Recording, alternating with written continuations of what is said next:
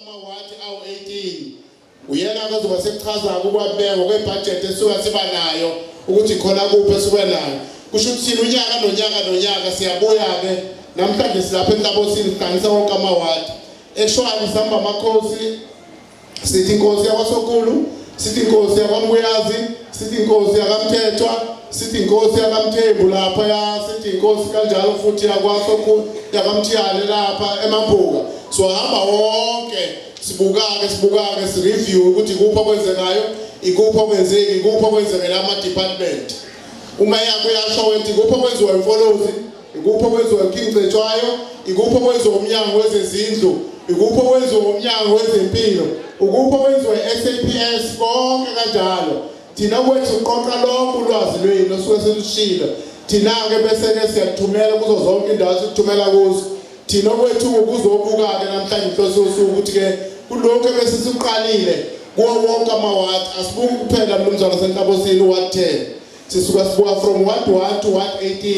umeya ke losuka sekushoko ngokwamawadi wakhe kuzokufika ke lapho kufanele ufike khona emva kwalokho kumphakathi bese uraise ama questions bese uyabuza ukuthi lokho kuzoyenziwa nini kwenziwa kanjani bese kusho ukuthi amandla basekhona inakho kufanele kwenzeka ukuthi futhi thina nje amakhansela akufanele thina sijaje ngokuthi amathuba omsebenzi awathola thina sijaje kanjalo thina sijaje ngogesi sijaje ngamanzi sijaje ngemigwaqo sijaje ngokwezindlu ngokwamatoho ayasijaje ngakho konke lokho ngoba lokho ke i-national crisis yayonke into esuke ikhona ezweni uma ngasuka mina ngithi nonke lapho ngivotetele ngizoniqasha ayokwazi ukuthi unamanga lo muntu umuntu wathatha amathuba yena omsebenzi engekho kuyo yonke indawo kodwa ikhansela ujaja ngani ngeservice delivery lena usuke usulibekele lona ke uma uqhambile lokho usuke sokuyinhlaka nje evelile wasuka yakwazi ke abantu ukuthi bexoshe noma betholeke lokho kufanele ukuthi bekuthole ngelawo mazwi ke program director sesibonga kakhulu sesoshela kubaba umeya ke ukuthi kube uye ke esezokwenza ke ngokwa-item ngewadi ezeyofika ke lapho kufanele ukuthi ke efike khona ngiyabonga program director uphinde lo ward councillor laphana ku ward 6 eMzingazi ngicela uba ungivumele bangikhuleke enkosini nasebukhosini balapha kwaMthethwa enkosini yakithi ingekho phakathi kwethu ngiyafisa ukuba ngibingelele ukuthobeka kumnumzana wesigodisala eNtabosini baba Nyambosi induna zonke zenkosi ezikhona umkhandlu wenkosi okhona inceke yenkosi esivulele ngezwi isondeza komdala weinsuku baba uDeputy Mayor ubenziwa qeda ngethula sebembalile koyikhundla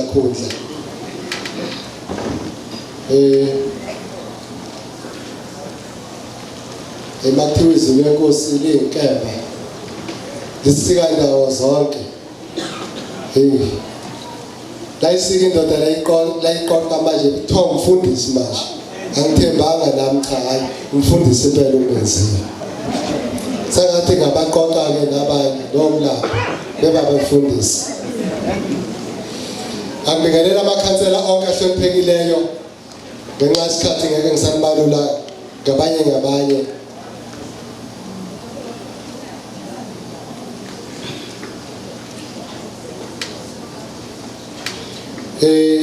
onke amakhansela akhona la ngaphakathi ama-escort councillors ma ekhona ukhansela uBhengu ward 4 ehleli lapha kwi-grandstand isitulo sakhona sikhona ngapha Shongololo ngiyabingelela angibingelele X.m kodwa esemqashe ukuthi abe uCFO kamasipala wasemfolozi uyena ke ophethe imali kwase kuthi ke emveni kokuba uNkulunkulu wavakashela eMfolozi noma umdala oyinsuku ehlanganisa umasipala waseMfolozi nomndeni wakwaGamede wabiza ubaba uGamede obekade ewumanager wethu cishe siyayazi insizwa ende leyana impandla so ke yashiya ke emhlabeni njengamanje ke ukuyena usabambile uye ubaba uNkosi kodwa engifisa ukumethula ikakhulukazi ngesikhundla esamqashela sona aka permanent kuso sokuthi uyena obheke imalini bakho kubentela ngicela ukuphakame baba uNkosi bakubona jasimphisa uhambisana nenye ke insizwa ewusina manager nayo iyona esibhekelele ukwakhiwa kwezakhiwo lapha imigwaqo nani kwa technical iyona ephethe lapha ubaba uQwabe insizwe silandele emsinga bese kuba ama officials onke kamasipala waseMfolozi akhona singabala abakwa traffic singabala abakwa abemedia abakhona njalo onke ama officials akwamasipala ngiyawabingelela hleze makusala abanye bese bethi angibabalanga bona ngibingelele ithimba laseKingcetshwayo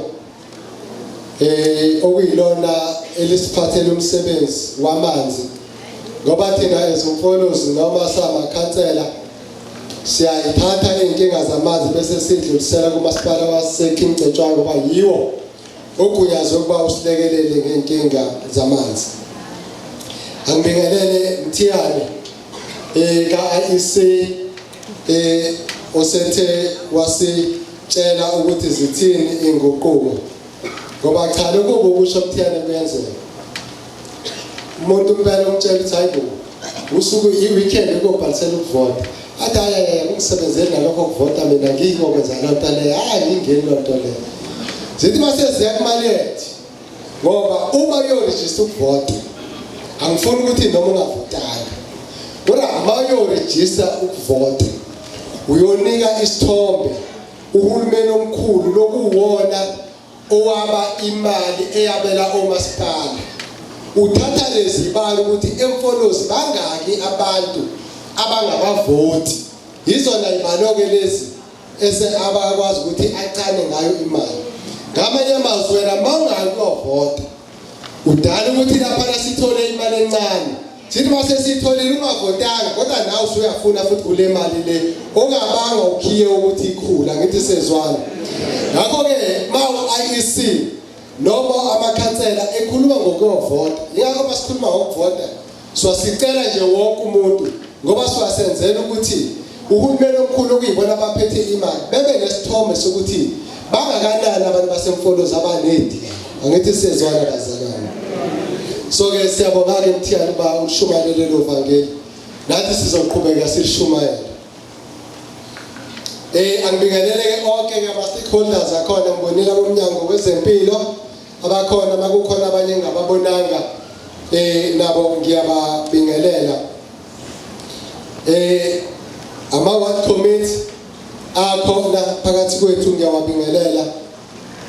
ama EPWP uCWP okhona ngiyawabingelela ngibingelela kakhulu abaholi beIFP abakhona la ngoba yiba basigadile ukuthi ngabe sisenza kona lokho esakuthembisa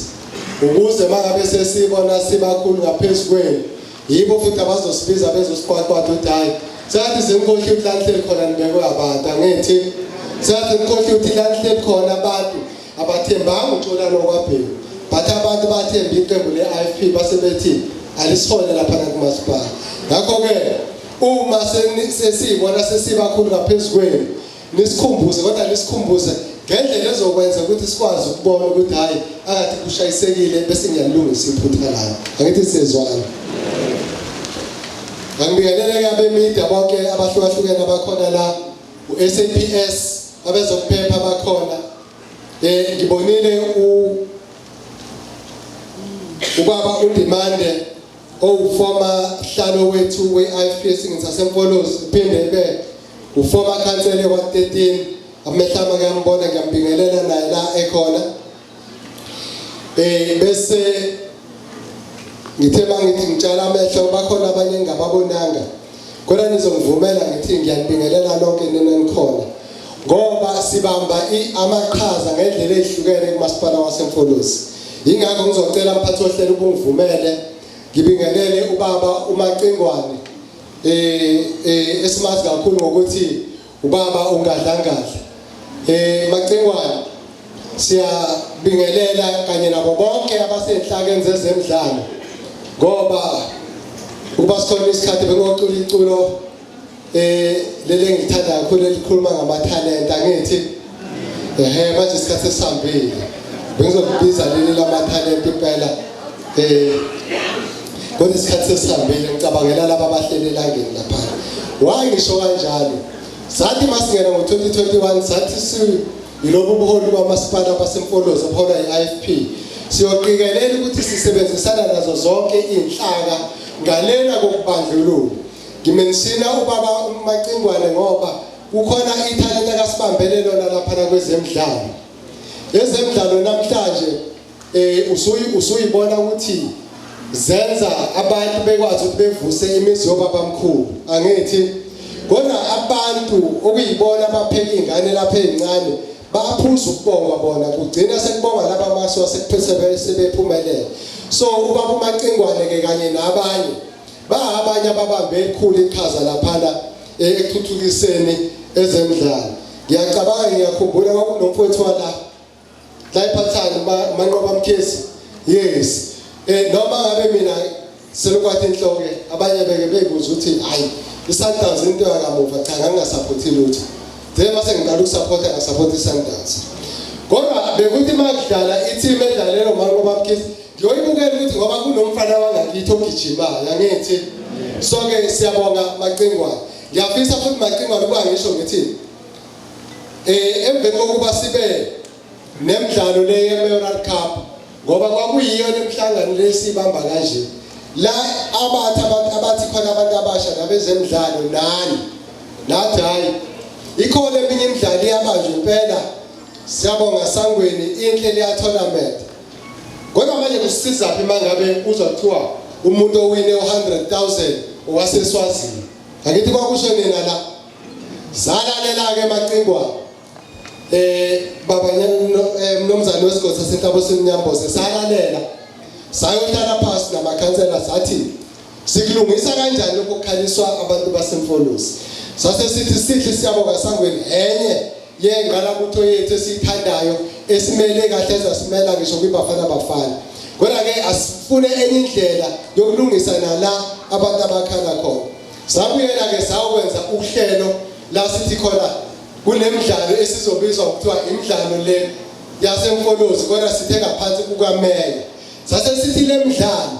ayiyoqala kusukela eWard 1 izofika eWard 18 ukuze bonke abantu bebe nethuba lokuthi bancintisane ekuloleni ekuthini bawine lo 120,000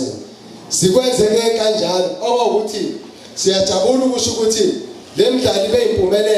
ibe impumelelo nje ku-Ward 1 bakhona babambe iqhaza Ward 2 Ward 3 Ward 4 kuze kufika ku-Ward 18 besenza lokho kwacelwa yini ngiyafisa ke ukubika ukuthi kule midlalo ebikade ikhona kunabafana abakhethiwe lapha Macingwane ngoba sakhokha imali salanda ama-scout ukuthi bezobuka ithalente labafana abancane ngoba sifisa bebe baningi omanqoba mkhize sifisa bebe baningi osiyabonga Sangweni noThami Sangweni njalo njalo sawakhokhela ama-scout ukuthi azobheka ithalente ama-scout ke afika impela yahamba nomlungu omhlophe ongapendiwe emhlophe wona cishe nalombone yaluza lapha wakhala ngethalente ke Macingwane ukuthi liningi ithalente akalibonile la kubadlali abaselect baba sebebonke babe u13 kwasho ukuthi ke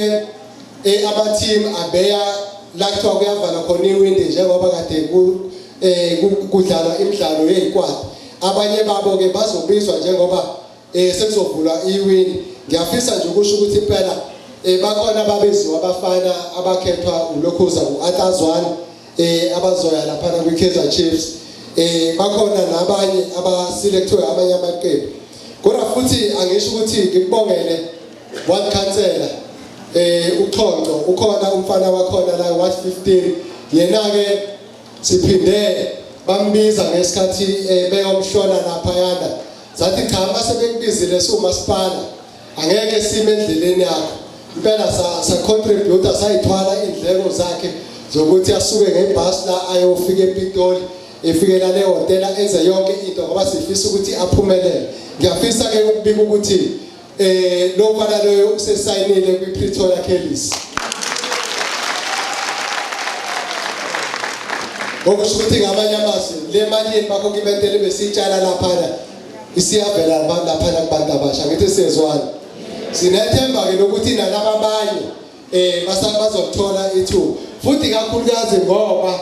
laba babeqokwe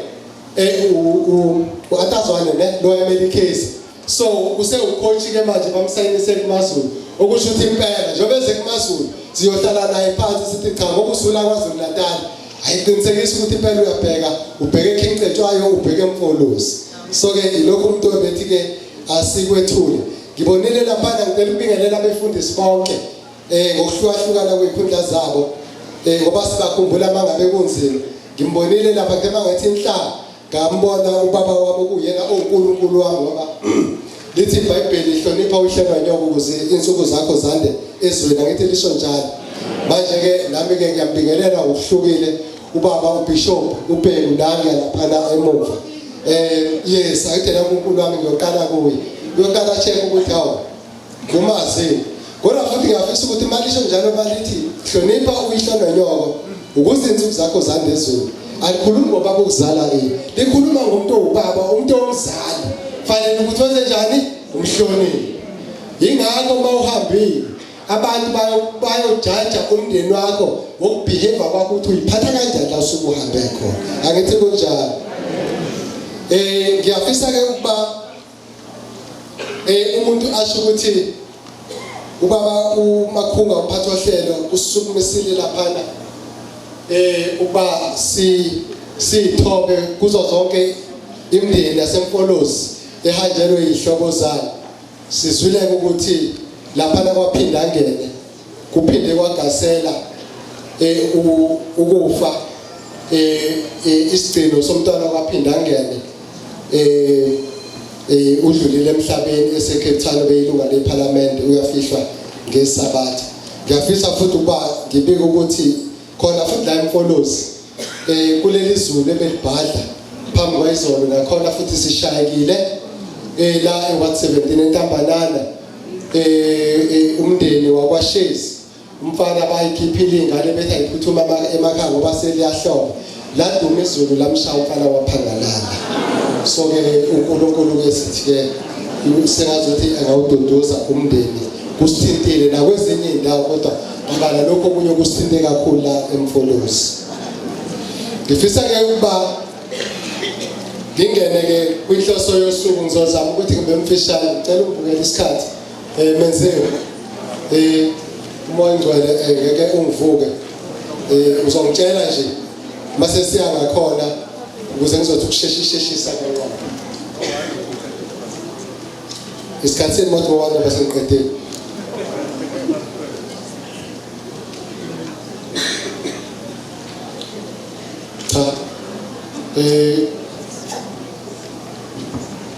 ngiyafisa ke kusho ukuthi umphathi wahlele uyasho ukuthi cha unginika isikhathi kusukela manje ngoba uma ibuka iprogram yami isho ukuthi sengizoqeda ngo4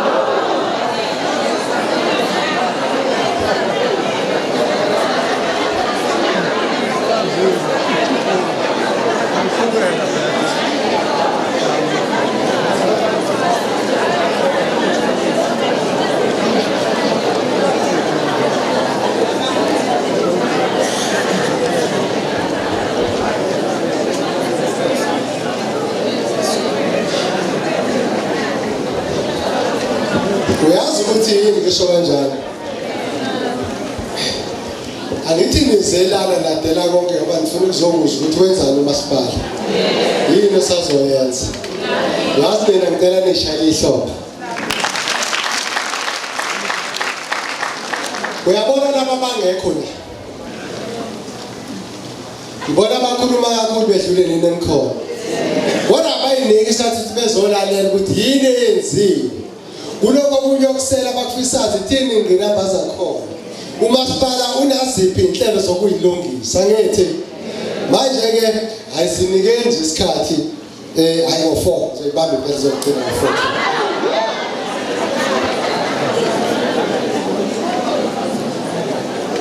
4 ngifisa ke ukusho ukuthi bakithi umasipala waseMfolozi umasipala omncane ongeke ufanise nomasipala waseMhlathuze noma abanye omasipala okusho ukuthi thina ukuze sikwazi ukwenza ama project ikakhulukazi sithembele kwimali noma kwi-grant esuka kuhulumeni ngoba asimkhokhisi ngisho intela asifani nomasipala waseMhlathuze okunemboni eziningi ezikhokha umasipala kube namalongishi kube namajalida belungu bonke bayakhokha lapha ngakithi kodwa thina sithola le mali le isuka phezulu lapha kuhulumeni emveni kokube sesibalile ukuthi sibanga kanani bese thi nayi imali emfanele ngifisa ke ukusho ukuthi ngonyaka ophelile noma kwithemu ledlule kusukela ngoJuly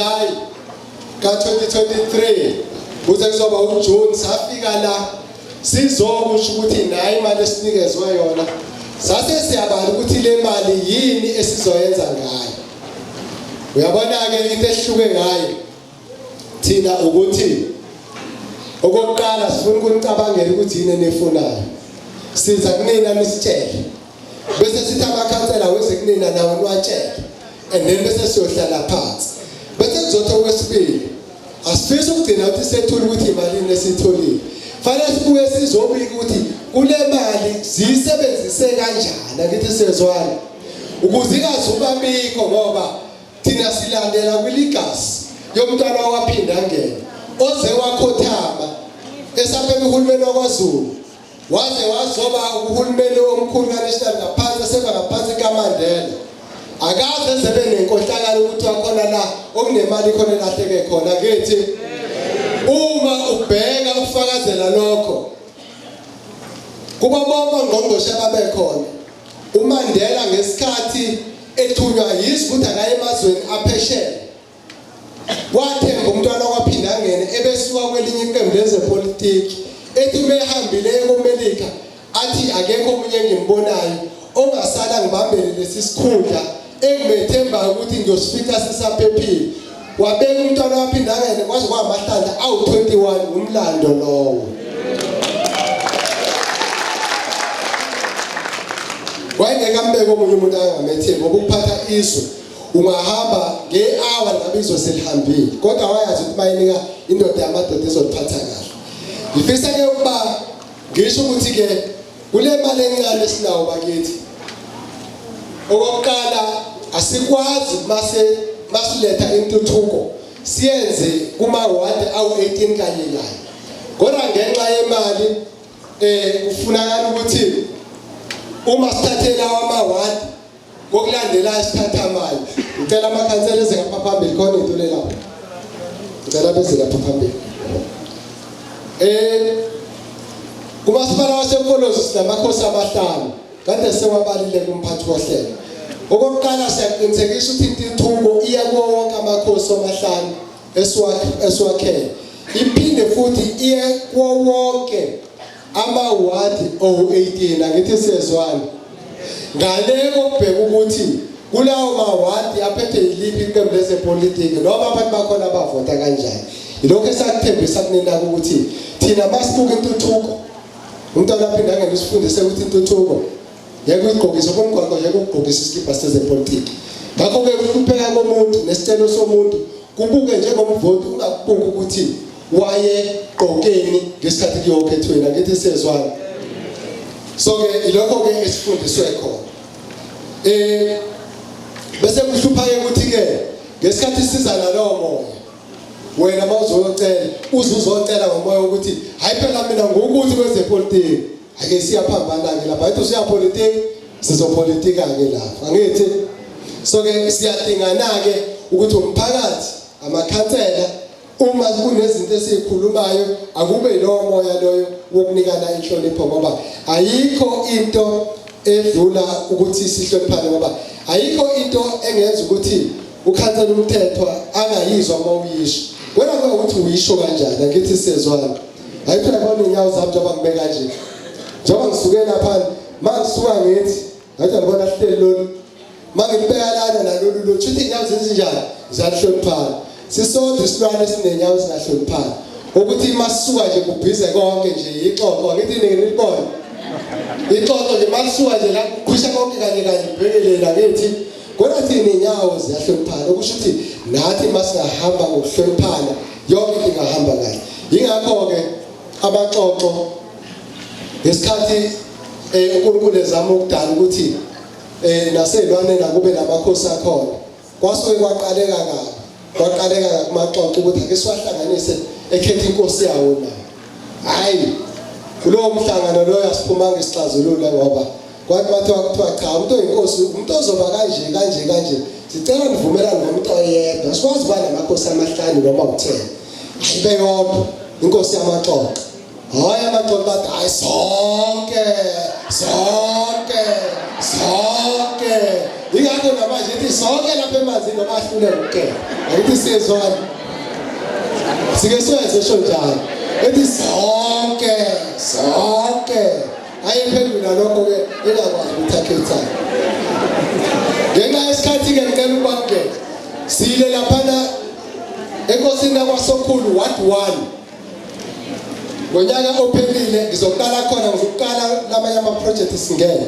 bathi bacela ukwenzela umgwaqo obizwa kuthiwa Ingome Road enkosini yakwaSokhulu ngiyafisa ukusho ukuthi lo mgwaqo loyo zawukhanda usuphelile lapha nakwaSokhulu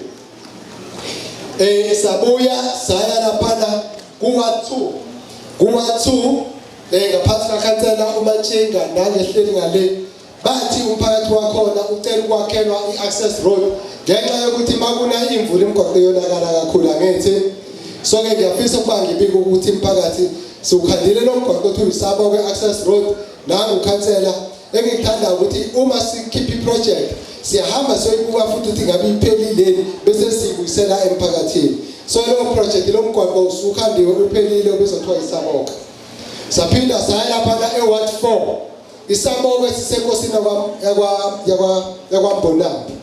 sase sibuya siya lapha enkosini yakwaSokhulu Ward 4 sibonulwane sports field iground lapha noma emashobeni kunomgwaqo babecele umgwaqo bezothiwa emashobeni sesukhandile lo mgwaqo loyo uphase 1 waphela ngaphansi kwakhansela ubaba uMdletshe sawubuyisela emphakathini khona futhi eWard 4 kune ground noma lithe ukuhlupha ke lento yokuzama ukufukula osomabhizinisi bakithi uthola ukuthi kwesinye isikhathi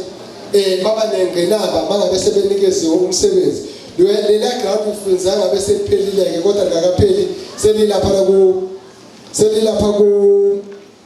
45% nalo lilapha eWard 4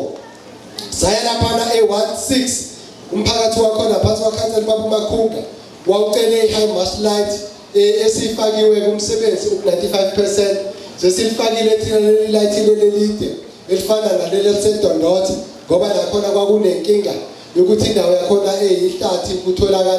kutholakale abantu besifazane sebedlwenguliwe babulawa baphosa khona so wathi bayikhala ukhansela ukuthi kunenkinga ukuthi bayihlangene nomphakathi bathi yini isixazululo bathi bacela ukufakela ilight lendawo zizohleze ikhanya kuze kwenzeka lemgilingwane saphendula kanjalo ke kukhansela saya lapha ku Ward 8 kumfiso access road ewadini kababa ubiyela nakhona sikhande umgwaqo lapha odemali ngo4 million usuphelile lo mgwaqo lo sesubuyisele emphakathini sase siya lapha kukhansela umthetho eWard 9 nakhona futhi abantu abaningi njengoba sibaningi kwamthetho nje bakusana imvula kuliqiniso ukuthi sonke imigwaqo yona esifake enkingeni esifisa ukuthi ilungiswe ngithi konjalo ngoba ngikholwa ukuthi lokho sokushiwa amakhansela lokusuka kusuka kuningi ngakho ke emnqagala sikwazile ukuthi siukhanda umgwaqo lapha kuthiwa umnqaga iphase 2 na usuphelile lo mgwaqo sawubuyisele ebantwini Entondota laphana sekuwumlando ke ngoba kuqala sasikhuluma ngalela ground elakhandwa kulesa sikhathi lasala lingaphelile. Njengamanje ke we are proud ukuthi sisho ukuthi selikhandiwe laphela lemdlalo njengoba dibambeka ibanjelwa khona nje bekusho khona ukuthi lela ground selisesimeni esihle sokuthi lingadlalelwa khona sona lo ke seliphelile ke lela ground lelana. So siyabona ukuthi njengoba seliphelile lasedondota asikakaqedi ngoba siyafisa ukuthi njengoba likhona ecinci selikhona edondota kuyafuneka lapha nangapha kontambalana libe khona kuyafuneka nokuthi kwasokhulu libe khona kodwa njengamanje nje kwambuya zenzala abantu siyalungisa nalo elizofana nelasedondota ngoba uma sithi abantu abasha sifuna ukubanakekela asibanakekele kodwa sikhombise phela nangezenzo ngelinye ilanga nalo leli ground kuyofana nalo silibekele eceleni ukuze likagcini leli ground kodwa nalo silithuthukise lifane namanye ama-ground. Ngifisa ukuba ngisho ukuthi laphana e19 siphindile 40 uyazi umthetho ngithini ngithi siphindile 40 kusho ukuthi 19 moto uyawubuka ulandelane kwaze kwakathathu isemnqagala isedondota wangeke siye kidondota ngoba sakunemali yeni esasesifakile khona kwase kufanele ukuthi siqedele kwase kuzothi ke 19 futhi edondota wangeke sithule engane zakwethu uma nithi nina nifisa iklinikhi yasedondota isebenze 24 hours ubusuku nemini ngithi kwasho nina kwabanje umhlangano nabaphethe iklinikhi ukuthi yini engavimba ukuthi kwenzeke lokho bakhala ngezophepha ukuthi abaphephile angithi bathi ke abafowethu babuye bedle edondota esikhundleni sabe bayadlula bayenyuka baya komakhwezini eshaya moya kuwe lapha namlapha abanye bedlule beze kumthetho beze bavele bebesadlula ukuthi baqhubeke beze ngapha bengajiki nalabo benyuke bahambe bodwa ke lapha kumanesi lapha eklinikhi manje amanesi azizwe ngaphephile ebusuku noma ngabe athiwa khona i-security sabe sesisondeza ke umnyango sesibonisana lolu daba sayahlukanisela ke ukuthi kuphi okumele kwenziwe umnyango ikuphi nathi somasipala singalekelela ngakho uma uya eklinikhi uyabona njengamanje ukuthi i-fence siyenze icishe yayo yokugcina ngasemgwaqweni ngoba senzele ukuthi ama-security ba-elapha ungaze ufike eduze ungene ngaphakathi uphushe igate ufuna ukungena enkani uyohlukumeza amanesi awakubone uselapha ukuthi akathi lwana uza nenkinga loyana asheshe kuvimbuseke kude angithi sasesithi-ke okunye sobalekelela ngakho ukuba sibafakele le light lesesiyifakile bese kusele nje ukuthi u-Eskom azoxhuma ukuze leya ndawo leyana izokwazi ukuthi ikhanye ngoba 1 bafike behambe bohlukumeza lapha namanesi and then nabantu abasuka belinda ukuxhuma amabhasi aya koNtuthuka amakhwezini noma eza la koPhathana mabe lapha babanjwe inkunzi balinyazwe. So ke ingakho ke sithi ke uma mkhulumile nina mphathi njengoba nizela emhlanganweni leya light efakwe lapha lezi zinto ngiyibala ngoba izinto enizisho mali la emhlanganweni noma nibizwe amakhansela okusho ukuthi ngamanye amazwi bakhona kule emhlanganweni wenza ukuthi silalele bese siyenza thina. Ngifisa ke ukusho ukuthi ke lapha kubaba la sikhona esigodini somnumzana la sikhona ubaba umthethwa wathi cha bathe abantu bala wathela sebeyavumelana ukuthi hayi impela akazothi indaba yasegegede noma ethinteka amakhona kodwa akukho kodwa sokukhomba. Ngiyakhumbula ke nangomunye unyaka kwi-IDP sedondota yasukuma enye insizwe yathi sesiqingile egegede yathi silahliwe yathi ngeke uzukhombe ngisho kodwa kuyisakhiwo yebo imigwaqo iyalungisa kodwa kuyisakhiwo ngeke uzokhombe ngisho kodwa samlalela ngoba masizela sizolalela angithi sezwana ngiyayilandela ke inkundla lezokuxhumana kusiza nje lokhu mbiza ku-IDP lokhu kuzoqanjwa amanga and then bese nivala nje ngalama KFC yakhona maqeda kungenzeki lutho lezi zinto engiyibalayo zenziwe lokhu kuhlangana ngithi siyezwana ama KFC siniphathele ngoba umthetho ukuthi mase sinihlalise ngaphezulu ama-hour amabili kumele nithole uzokwehlisa amatha ngithi kunjalo nakho ngiyafisa ukusho ukuthi ubaba umthetho wathi cha egegede bathi bacela ukhandela ihholo. Ngiyafisa ukusho ukuthi ihholo elidle imali engango 5 million sesikhandile egegede. Seliphelile sekusele ukuthi silibuyisele emphakathini.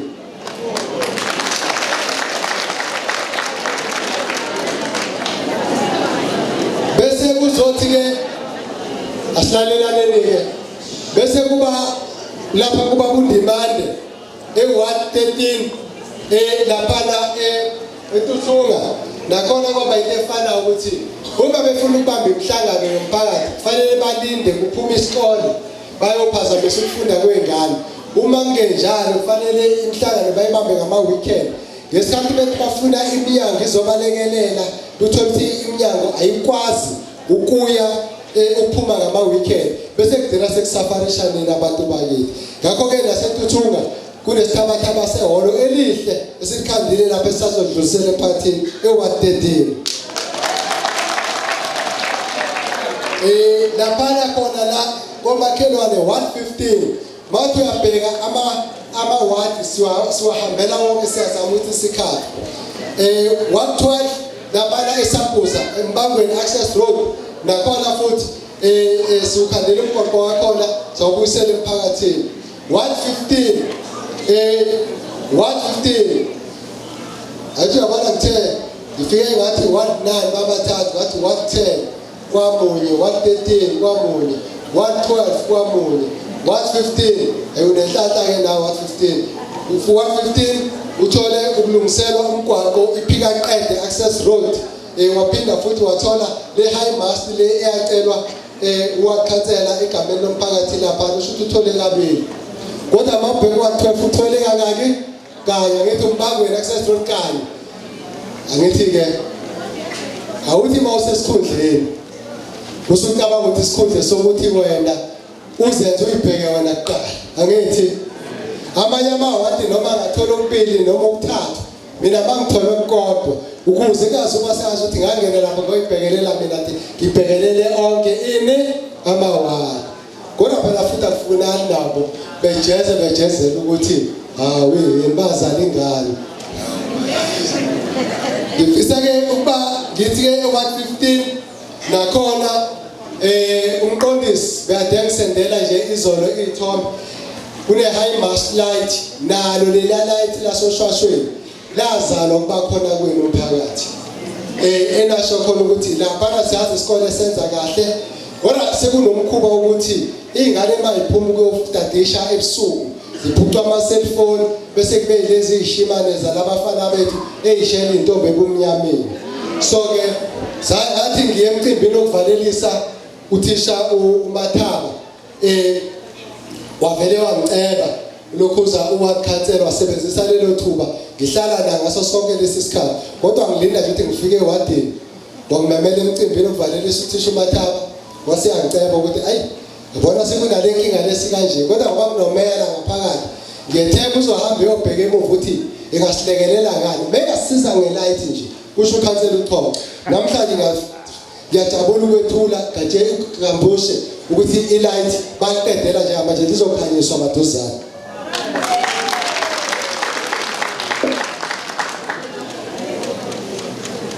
Ngizama ukusheshisa njalo ngoba ngizama ukubalekela u4 ukuthi ebe u5.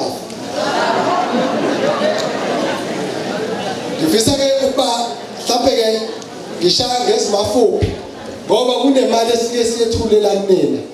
sithi eyama mayoral project basithi eyama mayoral project sithi siyazi imisebenzi ayikho kodwa mayingekho imisebenzi ukudala amathuba omsebenzi ngohulumeni kazwelonke kodwa umbuzo uthi thina yini esingakwenza siwumasipala omncanyana siwuhulumeni osekhaya so kwase kuba nemadlana encane engenele bazalwana ngithi imadlana encane ama mayoral project ukuthi labo abakwazi ukuthi bayihlanganise sibalekelele ukukhona abafuna ukuthi sibasize ngakho ngiyazi ke inhliziyo iyahlupha ingakho kwesinye isikhathi bathi zingecule lapha nezayo lithi iyo lenhliziyo lena zithe njani impela ngoba manje inhliziyo ma usathole uJomane ngithi mina ayisuka kusiza ngoba ngingatholi mina ngoze ngothi masipala yasebenza ngoba ngifuna kuze kube yimi engitholayo kanti kwintuthuko fanele ukubongele sotholele ukuthi ngoba ukhona otholile kusho ukuthi nakimi kuyokwenzeka ngithi sonke ziningi ifile lezicelo zenu umphakathi lokusizwa ama project into engaka kodwa fanele siqinisekise ukuthi kule mali encane esinayo kodwa masikhona sikhipha asikubalansise kuma-ward mhlawumbe ke angisho ukuthi ke e-ward 1 ngapha kwaSokhulu kukhona abacela ukuxhaswa ngokuthi babiyelwe banikezwe ucingo bafake amathanki zonke nje izinto bathi bona ngoba leya ndawo ivundile bayalima igama labo kuthiwa isimphiwe laba traders ngiyafisa ukusho ukuthi bahabanye ababe nenhlanhla ukuthi sikwazi ukuthi sibathengele konke lokho bebekade bekucela sakuhambisa sekukubona bese kuzothe what for bakhona futhi abayihlanganisa bayibiza ngokuthiwa imantombi mthiyane tax shop owners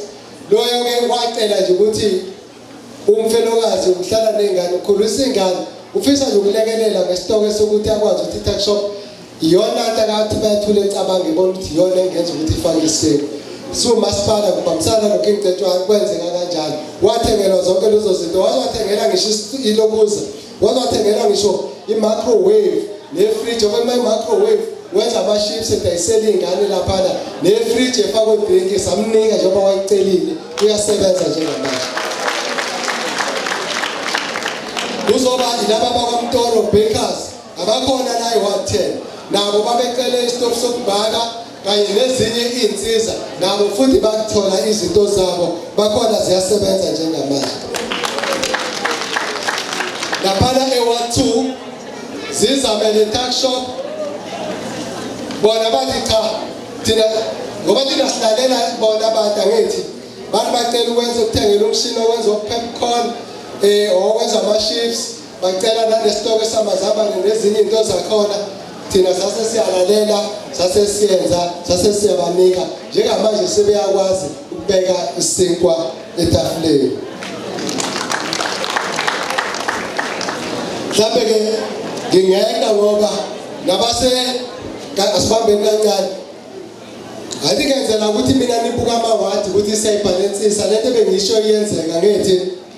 e-ward 18 Vukuzenzele bacele umshini okwenza ice cream njengoba sengena ihlobo kwasho bona bathi babothi bangaphili njengoba sengena ihlobo ke hayi sifisa ukubabona nezingqondo zabo ice cream ke suthenga u-ice cream sesibathengelile lo mshini sabanika ngithi siyezwana wasoba ubhutas trading wathi yena ucela ukulekelelwa ngekhishi yabona amakhishi la asegcwele lapha Richards Bay ababapheka ukudla likuye ikhishi useyadayisa manje uphilisa ingane zakhe ayithi ngibabiza la ukuze bawungawethembi uzombuza uyokutshela kukhona ukhansela wakhona simenze beyingxenye uzosho njobe kushumeka kunjalo uma kube njalo awukhansela ngaphakamisa isandla asho ukuthi ayakade kunjalo ngifisa ke kuba ngiphuthume futhi ngidlule ngithi hey what 15 uthole kabili futhi nawe sizoyibuka indaba yakho no what 10 sizoyibuka impumelelo yamadineka bakwazi bona bacela i-frame tent kanye nezitulo bathi bafisa ukukhethanisha bakuyimshado bekwazi ukuthi ithende imali engaphumi ku-115 sibathengelile lelo thende i-frame tent kanye nezitulo waphinda futhi kwaba mayiba amahle nabo bacela lona ithende nezitulo bona bacela izitulo eziwu-300 zalalela bakushoyo bakwazi ukuthi bayithola 18 bakubiyela kwamnikazi bakery bacela izinto zokubhaka bathengeliwe banikezwe 118 bakushobede zibambele fruit and vegetable market bafisa ukuthi bathengelwe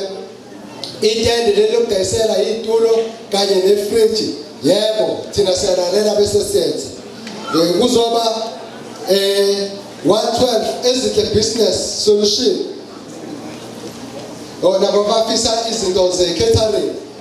bakwazi ukuthi bayithole nabo 17 baba umahlobo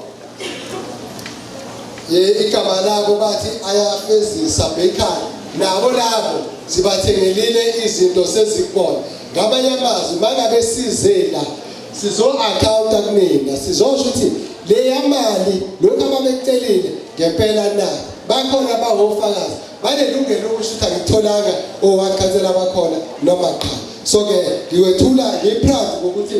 lokho engikushoyo kusezandleni zabantu. Intuthuko ayimi intuthuko njengamanje sizothi ke kunesabelo esisha semali esiqale ngoJulayi. Angithi yini le ezokwenzeka ngoJulayi? Yini le nyanga esikuyona? October. Imali ifike ngobani? Nixole kulalo mkhuhlane ngokho.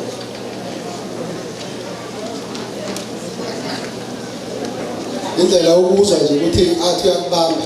uqala la kusuzwa ukuthi hayi kusukile ke lokho. Kodwa cha uyaphela ke. Ngiyafisa ukuba uma uzobheka uma sithe sizokwenza ukuthi imali izoba ngaka. Lokho sikwenza ukuthi sibe sizothi ngempela sikwenzile.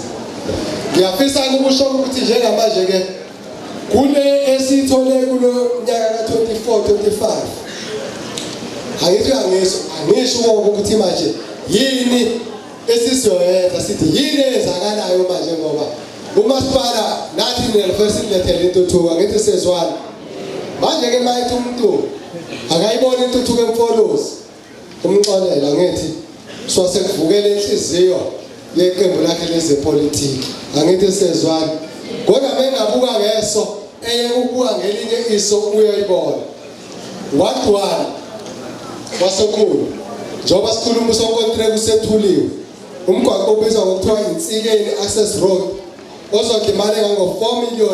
4,841,311.78 cent usethuliwe usonkontreka uyasetshenziswa lo mgwaqo kuyimasha. Akithi ngibonile ukuthi ngiye kwasokhulu okay 15 kwambuyasi Sondela access road ngaphansi kakhansela uNxumalo nakhona futhi usonkontreka uthuliwe uyasebenza 114 New York access road usonkontreka nakhona ukuyitenda document maduzana uzokwethula 114 Mathunjwa and Msheng access road nakhona ukuyitenda ukuyitenda stage kuyasetshenzwa bakusebenza ubaba uNkosi 115 babuqhaqa buye wathola futhi lokho Kiyankiya access road iphiyaqethe kusiphi isikoti isekusayini Kiyankiya ikuphi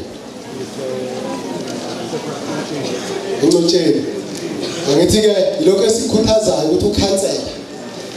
angathi mangabe bekwe ukhansela ukuthi mangisuka emphathiswana sekufanele sakhamwe intuthuko ngisho emphathiswana akethi fanele ubheka amakhono onke e1 ubhalansisa igodi zenduna ngithi sonke siyabonga ke khansela ukuthi wenza lona lokho so ke kunomgwaqo inkontreka ukhona njengamanje uyasebenza bese kuzothi e116 ila engithenge khona silungisa iground la khona ibizwa kuthiwa izalabantu usonkontreka ukhona njengamanje uyasebenza uzoba yilapha na esilosini nakhona umgwaqo wakhona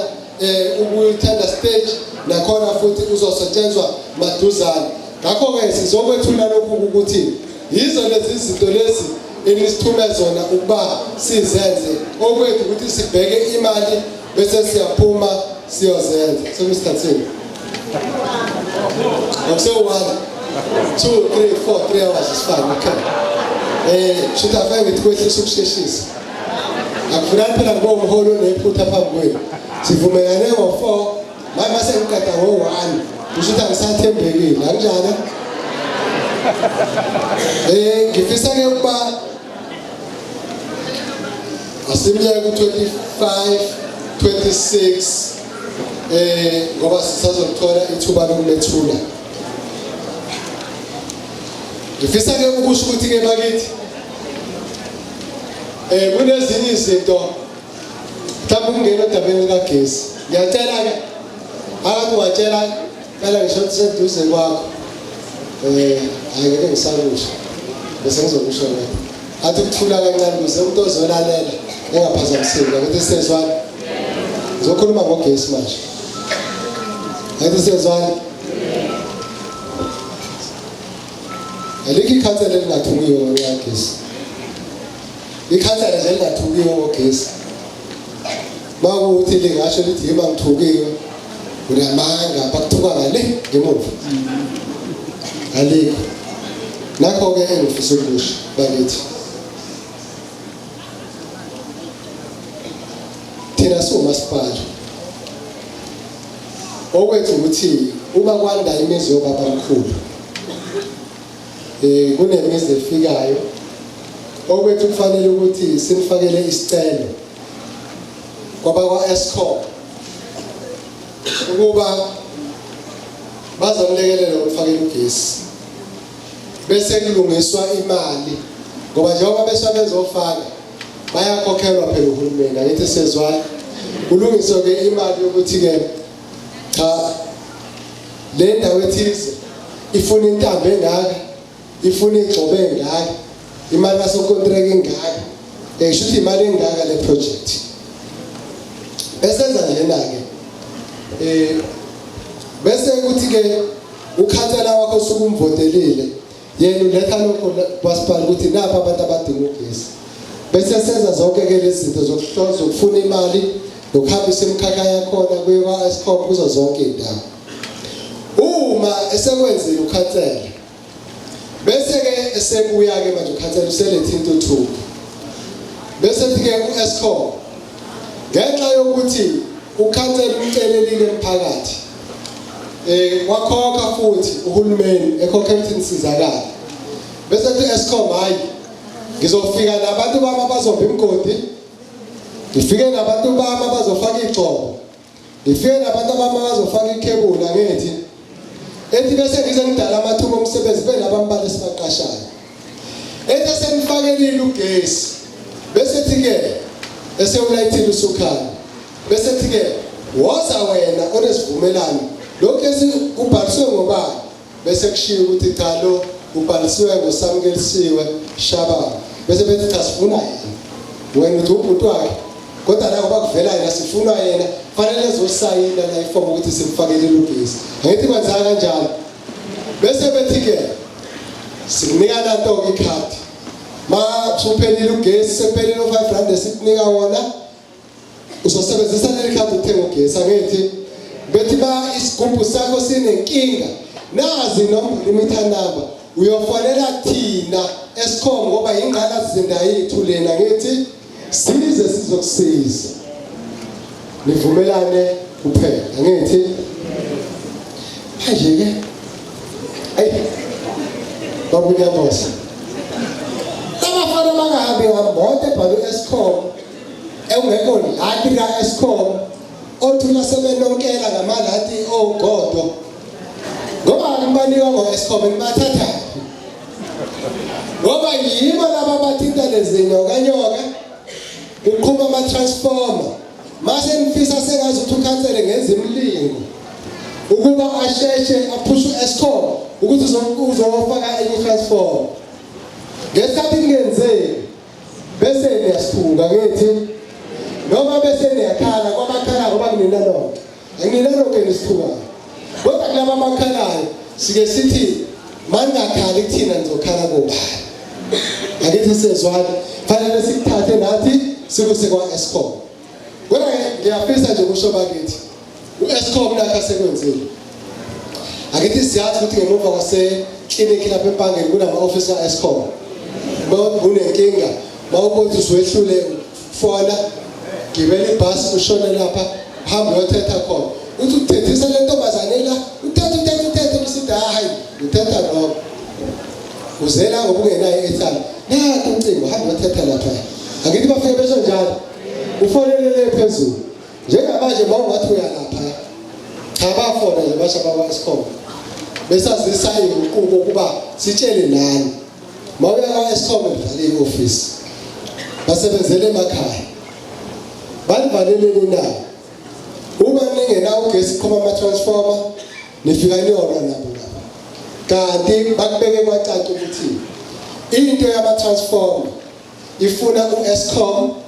ifuna thina abaholi besifuna nani umphakathi ukuze ixazululeke. Ngakho ke into kaEscom ibhlungu enjalo. Wakhopha uEscom leminye imini ikhomba wona. Uthi uEscom ama transformer aqhunyiswa uSirobho gesi. Uma bezofaka itransformer mathe okwenzana ukuthi audit le contract efika izobheka ukuthi ngoba nabarobheli ayade yakhumbula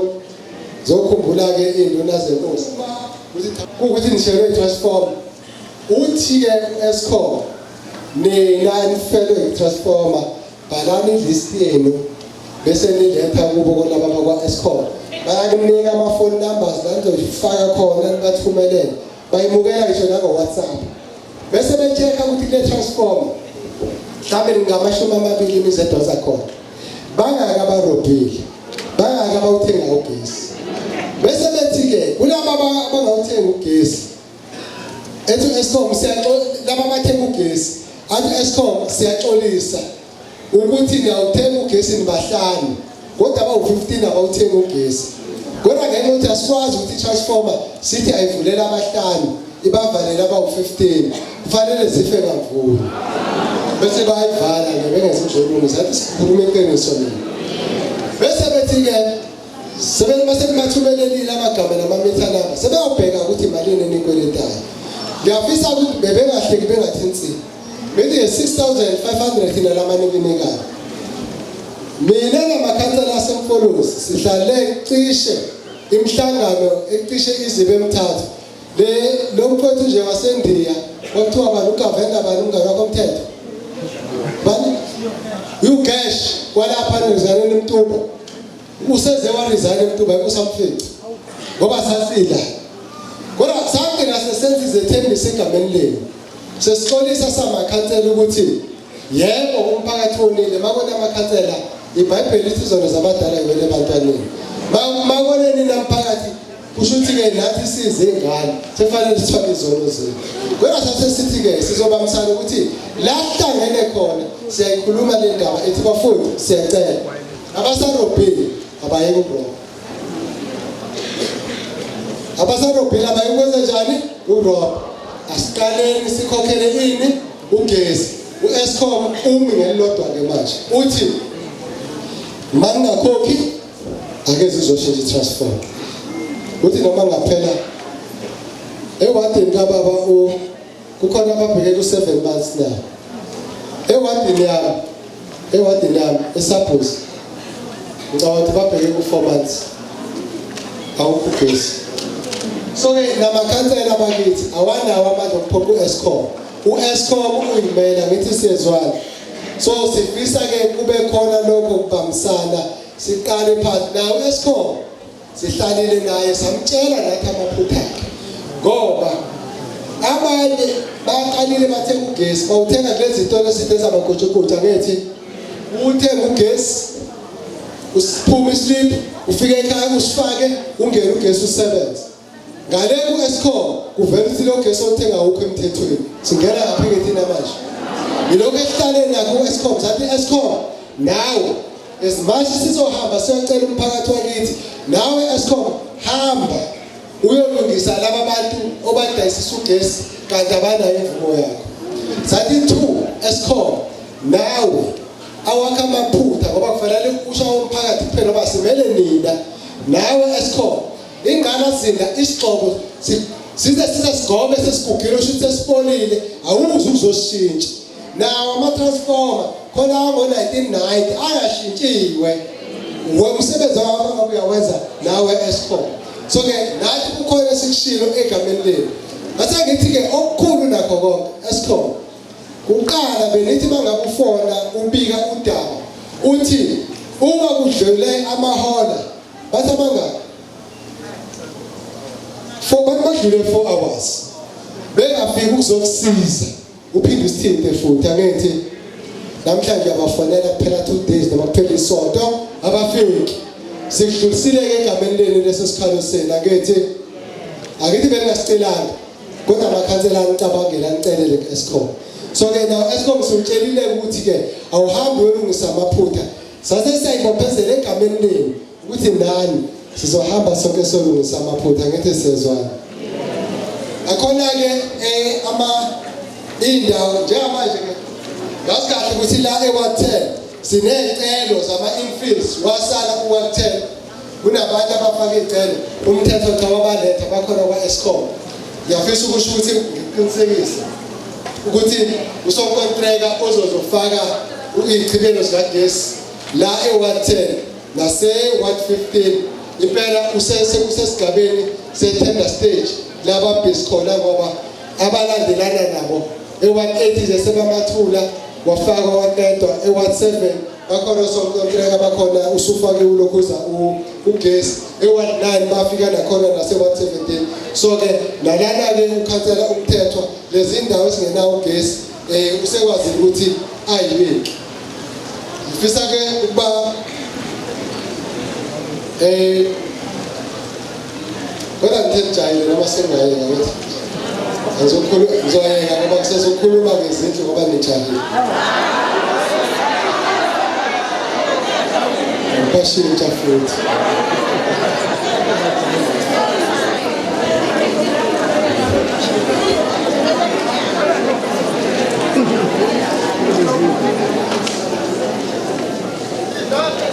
asiyeke kwizindlu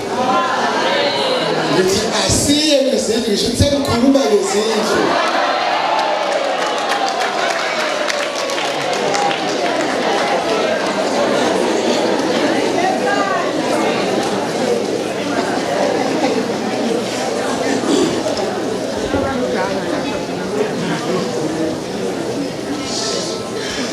asikane ke siphinde futhi sithi one izindlu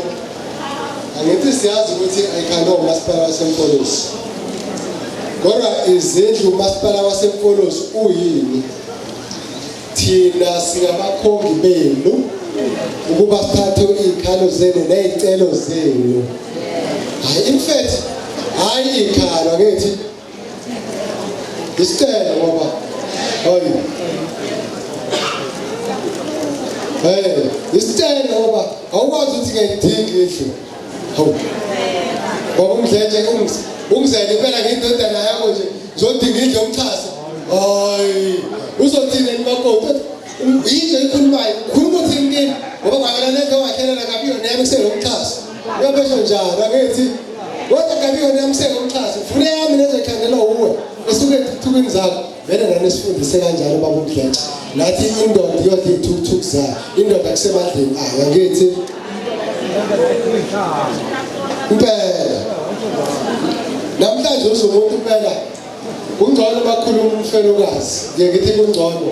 babunyamboza akusukume nje impela hawu angalithola anginayo into yangasese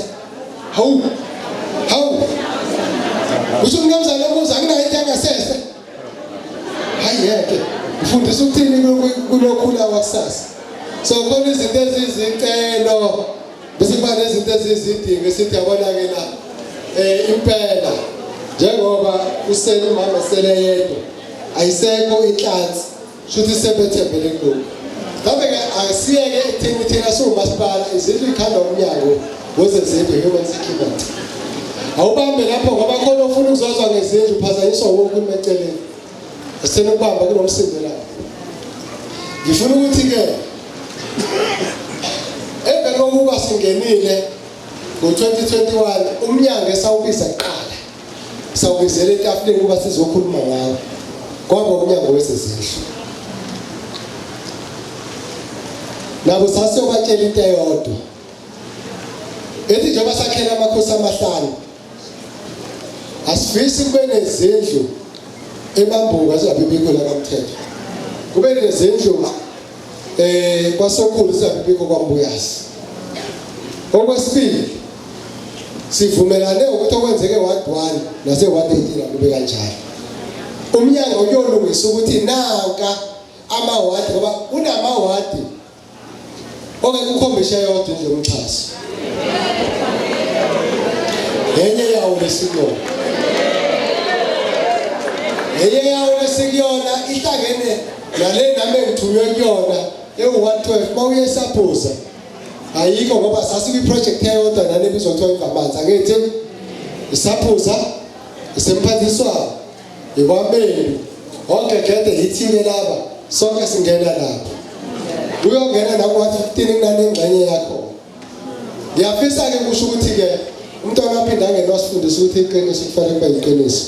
ungathi mawuphambi kwabantu ukhulume into ukuthi izokwenzeka kusasa kanti azokwenzeka kusasa ngoba yobuphuleka umthetho osebhayibhelini uthi singabi abakhohlisa ngithi fanele simtshele kunjengoba kunjalo siqalileke ingqondo ngoba isifiso sethu bekuwukuthi sifisa makuphela u5 years esikhulumile kube sekwenzakalile kodwa sibe sikhumbula ukuthi ke imali yakho ayikho masipala semfulusi imali yakho kunye ikwisifundazwe ngithi imali yakho kunye ikunational sixoxeleke nabezindlu one udaba olwalusekhulwini yilo lokuthi kunamawadi angenazo nhlobo izindlu kube udaba la ku-11 izindlu la kwashiwa khona i-left kwaqalwa kwasuka ngengene khona kodwa kwasuka washiya usokontraka ngoba ise-18 nakhona futhi kune-11 kwasuka njengoba ethi uyamkweleta nje umenziwe kwakusewuye hayi njengamanje njengoba sekuhlukene bathi ibhayibheli izono zabadala yona ebantwaneni izono zamenziwe zikuwe umthetho womkonyane wathi cancel sezikuwe-ke manje nakhona futhi kwaba kanjalo so-ke ngiyafisa ukusho ukuthi-ke ingxoxo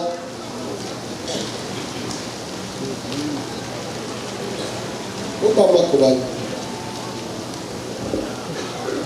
ingxoxo eyithinta iproject yezindlu lezi ezamiswa zase-Ward 11 isigaba sokuqala sibonge ithuba sithokozo xosha ithuba ngcolosi isozingene ngcolosi kusho ukuthi ke la ubaba akhuluma khona ukuthi emva mhlambe ake ngiqale ngokuthi umphathi wasenhlabosini uzokhumbula ukuthi for isikhathi eside besiza lapha enhlabosini ubaba ukhansela umthethwa engibiza ukuthi ngizochaza mayelana nodaba lwezindlu ngokunjalo njoba nobaba umenziwa uDeputy Mayor ngemzwile esho ukuthi kukhona asekwenzile ukuthi ama project amuvele phambili into eyenzekile ke phakathi ukuthi sekunesivumelwano sokuthi onke lama project ablockekile asezoqhubekela phambili ngamanye amazwi sikhuluma ngomhlana Masakisane sikhuluma ngomvamanzi housing project nokho ke wona usuzocasha ubizwe ngokuthi imatholeni noma usuyimatholeni ushintshile manje nje ukuthi angeke kusezwa kakhulu ukukhulunywa ngomvamanzi usuzozwa ukukhulunywa ngematholeni housing project so lawo ma project necince housing project kulabo abaqhamuka ngapha eWard 11 abe ama project njalo masithi siyeza emphakathini siyachaza ukuthi kwenzakalani ngalama project sizothi lama project asenkantolo lama project asenkantolo njengamanje ke ngeintervention kababa Mayor neleadership yonke yasemfolozi itop 6 yakhe ukwazile ukuthi kube nezingxoxo ezenzakalayo ukuthi kugcine kuxoshakele lo muntu obewabambile ama project ewafake enkantolo siyaqinisekisa namhlanje ukuthi baxoshiwe abasezubuya bangene esithombeni baphazamisa ama housing project so ama project azoqhubeka idepartment isinikezile ke ukuthi aswa prioritize ubaba Mayor sebehlelile nesigungu sakhe ukuthi bawa prioritize ngisabala amathathu ukhona esine ekuthiwa ibhili yamambuka iproject nayo elapha eWard 17 eyakhiwa nje isikhathi esidala kakhulu esidlulile base beba nesikhathi eside la kungekho khona la kwakhiwa khona eWard 17. So ke nayo isiphinde yabuya ivukile njengamanje idepartment ifakile esibalweni noma ohlwini lama project okumele makasetshenzwe kumasipala wethu. Ngicela ke ngisho ukuthi uzomvuka usefuna ukuzothula konke ngithanda fakazi siyabonga modisi ngale kokudala inceke yenkosi umfundisi lo usizayo siyathokoza kakhulu sibusisiwe emfolosi bengithi ke angisho lokhu ngoba kungcono uyena manager lo ongaphansi ophethwe ubaba unkosi kungcono banizwela ngomuntu osebenza noludaba ngithi ngoba senakhathala lokulalela ukuthetha senibona ukuthi akakushoyo usukenza nje ukuthi ngingambuzi ukuthi emhlanganweni aphuma ngithi senizwele ke manje 117 usuyizwela ngakho ke masithi ke sibhikelela onke amakhosi sitheke 117 asikwazi ukuthiya ngaphandle izindlu zenu siyayiqoqa sibheka la zonke zizokuza ngolayini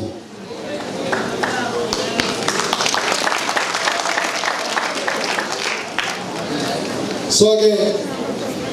singadidwa ukuthi mhlawumbe lunaze nkosi mhlawumbe nisixolele kutheni niyotibanizwa njengoba dasho bamagubane uma sibizwa kuthiwa ematholeni siyazi ukuthi ematholeni isigodi sakithi esilapha esisodwa kodwa uma sithi ematholeni fanele wazi ukuthi zifaka induna yasesabhusi umendu lapha enhlabosini ngenxa yokuthi iproject eyodwa asikwazi ukuyibiza ngegodi ezihlukene ukuze ibhalise ifuna igama elilodwa sase sithi ke hayi akube ilokuza ematholeni ethi ayibe yisenta yalezi ndawo ezifuna lezi zindlu so ke nakhona lapho kwamaqhinga okulwisana nodadewethu lokuyena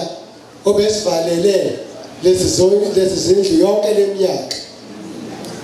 saxoxa njengoba ngisho ukuthi umhlangano sasubamba ekseni emini ntambama sizama ukulela nini hayi sathula sabuka sinomenze ukuthi hayi no man lo mama lokho sibamba into encane lokho ethi nje iproject yami ethiwa imvamanzi angeke iziqhubeke ngingakayithola imali yami e1 2 3 wemama le mali lo ifuna eyakuphi imali yami umnyango ofanele ngiyithole nomasipala wasemfolosi bangikweleta yona ngathi izinto zase180 okay zase180 isaphuza phathiswana batholeni hlabosi bangena manje endabeni yase180 hayisi kwasho ukuthi ke akithi nani nganikhetha abantu abathe ukuthi kancane bese sithi no hayi wena into uyena ome ngayo ukuthi imvamanzi project yakho sase sithi sesishintsha ke manje sikhulumela abanye abantu sikhuluma ngematholeni asifuni ngisho ilist yalabo abantu obabhalisile sisuqala phansi sibhalisa abantu thina safuma kanjalo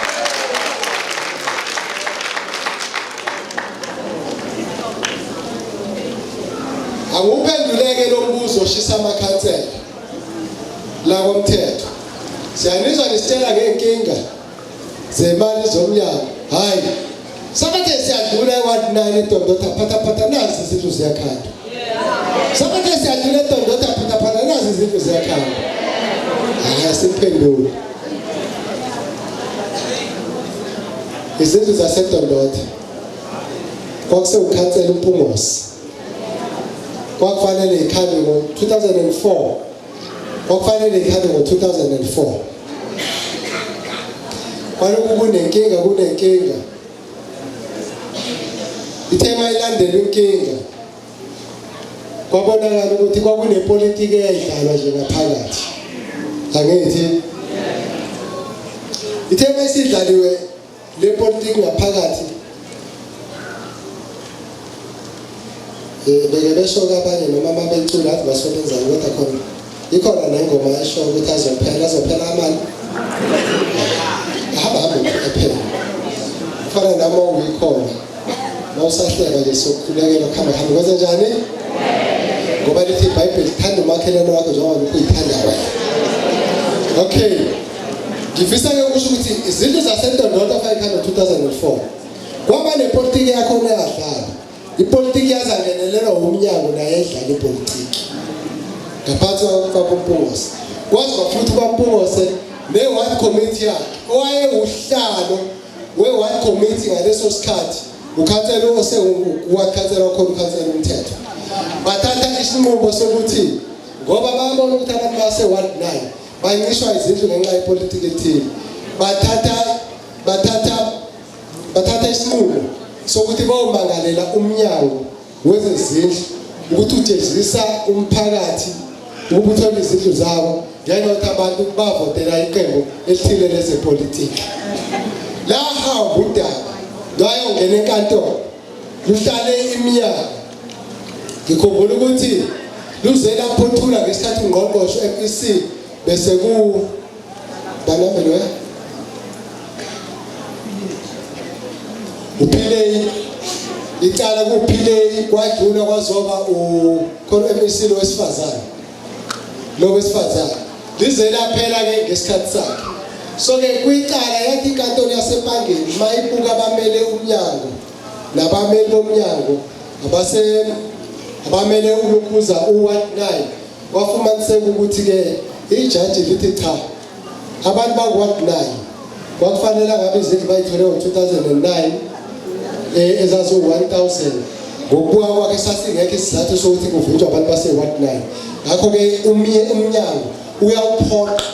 uyawuyalela kwakunkonyeni isinqumo siphume ngesikhathi sikankonyeni uyawuphoqa umnyango ukuthi awuhambi uyokhanda lezi zindlu futhi zibe u-1000 zase-ward 9. Yingakho-ke uthe noma umnyango ukhala ukuthi usuney'nkinga y'imali usuthatha isinqumo ukuthi izindlu uzoyikhanda ngo-300 wase kuthiwa ungayikhanda ngo-300 konke amawadi kodwa e-ward 9 sikunika isinqumo sithi siyifuna ezakhona zo-1000. Yingakho-ke nibone fike wakhanda u-300 okuqala kwabuye kwakhanda u-300 wesibili sezo-600 njengamanje okusho ukuthi sekusele bani u-400. Siphindile-ke ngesikhathi ungqongqoshe lomusho bephuma khona uSuper Zuma wafika laphana eDondodo sizokhuluma udaba kodwa olwathinta onke amawadi udaba lwezindlu salikhuluma nodaba lakhona wazi wathi-ke udaba lase-ward 9 usefisa ukuthi aluvale kanjani na wathi nje abasekhanda u-600 usefisa ukuthi iproject elandelayo kungabi u-300 vele ku-400 ukuze bephume kulolu bhata abantu bayoyini inkantolo. Yingakho ngibona-ke izindlu zase-ward 9 kwazi kuyaphindelelwa khona ingenxa yesinqumo senkantolo ijaji elifake ibomvu. Ngithi siyezwana so-ke sonke-ke siphoqelekile ukuthi sithi ukumisa size sidlule kulokhu kodwa ziyalungiswa-ke izinto abadefakazi ukufundisa. Ngithi siyezwana bathi khona ungezwana endabeni ezindlu ukhona ezinto engakhuluma ngazo kodwa-ke angidlule kulokhu kwakwa-disaster ngoba makhansela ethu ngithwala kanzima kade besho abanye angithi ngiyalandela nepage la enkundleni ayikho nje lento yalamakhansela masipheshukele agijima ngemoto ey'bomvu ilokhu ezolitekisa ngathi ashuthe maqedala ngenzekile lutho ngithi sisho njalo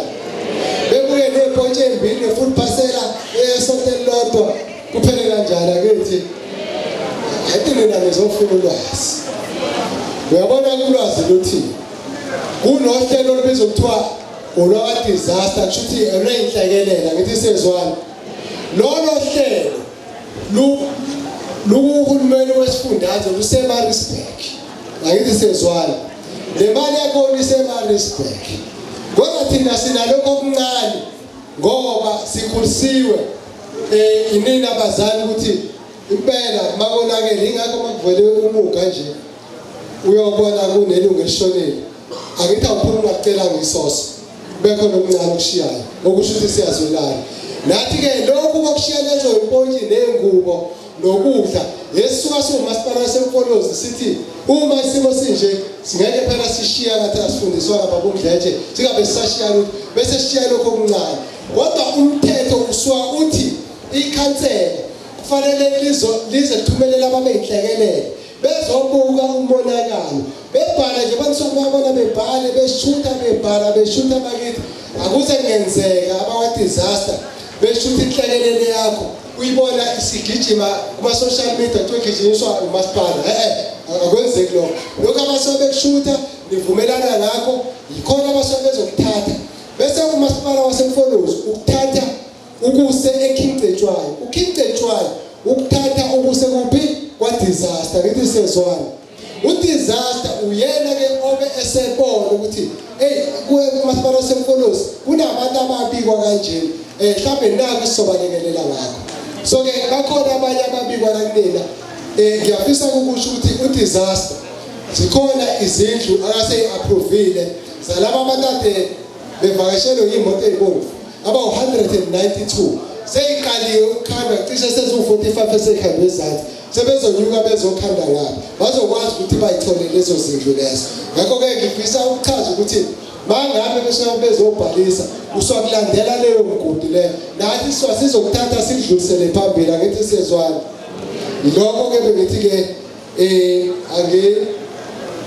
angidlule khona ngicabanga ukuthi cishe ayikho ngishilo futhi